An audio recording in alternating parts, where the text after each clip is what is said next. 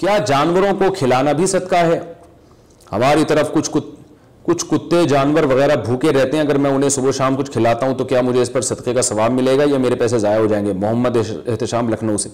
देखिए, जानवर को खिलाना भी सदका है। हदीस में आता है कुत्ते को पानी पिलाए थे शख्स ने, प्यासे कुत्ते को, अल्लाह ने बख्शिश कर दी, तो बिल्कुल सदका है। लेकिन कुछ जानवर ऐसे उनको आप खिलाएंगे तो उनकी नस्ल बहुत स्पीड से बढ़ती है और वह इंसान के लिए नुकसानदेह भी है। तो अगर आप कुत्तों को बहुत खिलाना शुरू कर देंगे तो सारे जितने भी बेरोजगार कुत्ते हैं वो सारे आप ही के घर पे आके डेरा लगा के बैठ जाएंगे और फिर वो नस्ल भी तबीयत से बढ़ाते हैं। आपको पता है कुत्तों के तो बरसाती मेंढकों की तरह बच्चे होते हैं, फिर हर जगह आपको कुत्ते ही कुत्ते नजर आएंगे। तो इसलिए खिलाएं ज़रूर, मगर कुत्तों की नस्ल पे भी कंट्रोल करें, क्योंकि ये जंगल का जानवर है। जब इलाकों में देखें, हमारे यहाँ केएमसी वाले जो है ना, कुत्तों के पहले कंट्रोल करते थे इनकी नस्ल पे, और जब कुत्ते ज़्यादा हो जाते थे तो वो कुछ जहर वगैरह खिला के इनको मारा जाता था ताकि नस्ल कंट्रोल में रहे। अब NGOs वगैरह ने पता नहीं अजीब सा एक कुत्तापन किया है कि कुत्तों को मारने पर पाबंदी लगा दी। उसका कराची में ये नुकसान हो रहा है कि कुत्ते इतने हो गए हैं कि गाड़ियों के नीचे भी आ रहे हैं, जिससे एक्सीडेंट हो रहे हैं गाड़ियों के, और पागल होकर काट भी रहे हैं लोगों को। वैक्सीनेशन का तो कोई इंतजाम ही नहीं है कुत्तों की हमारे यहाँ, तो उसका बड़ा नुकसान हो रहा है। तो ये हदीस से साबित है, सही है, मुस्लिम की हदीस है, मदीना में जब कुत्ते ज्यादा हो गए थे, आप सल्लल्लाहु अलैहि वसल्लम ने मदीना के कुत्तों को मारने का हुक्म दिया था।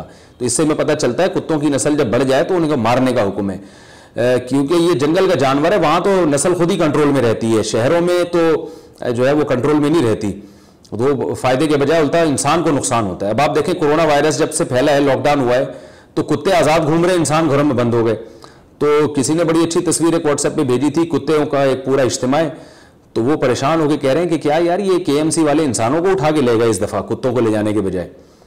तो इंसान शार्ट हो गए मार्केट से, कुत्ते हर जगह फैले हुए हैं। तो अगर आप इस तरह से कुत्तों को खिलाएंगे ना तो कुत्ते और बढ़ेंगे।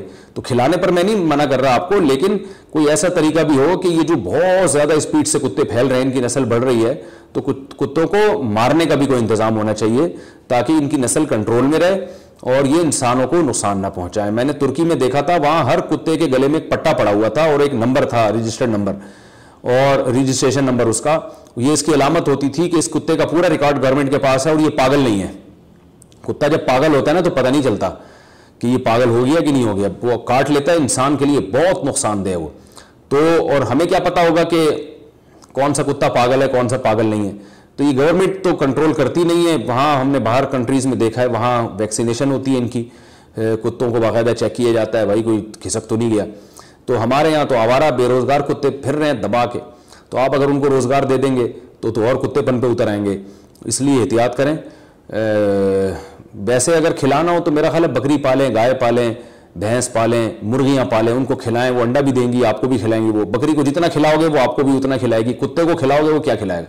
या तो पालतू कुत्ता हो ना, जो किसी मजबूरी से रखा हो हिफाजत के लिए, फिर तो ठीक है। गली मोहल्ले के कुत्तों को लिफ्ट कराएंगे तो फिर वो मसला जो है वो ये होगा कि वो बहुत ज़्यादा फैल जाएंगे।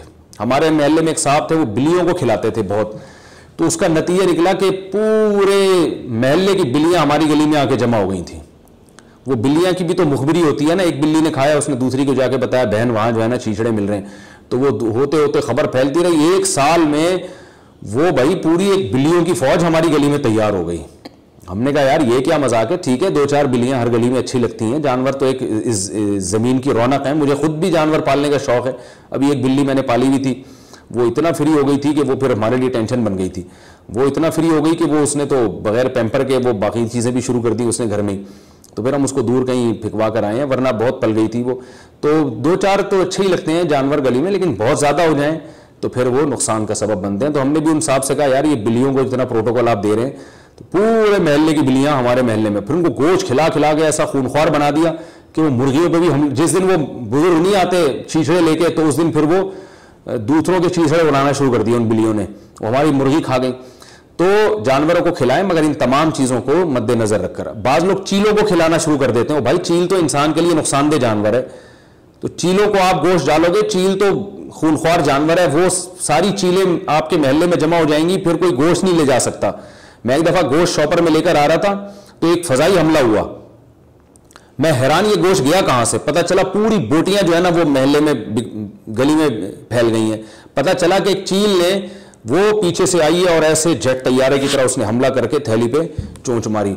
तो इसी वजह से जो है हालत एहराम में भी चील को मारने की इजाज़त है, क्योंकि ये इंसान के लिए नुकसानदेह जानवर है।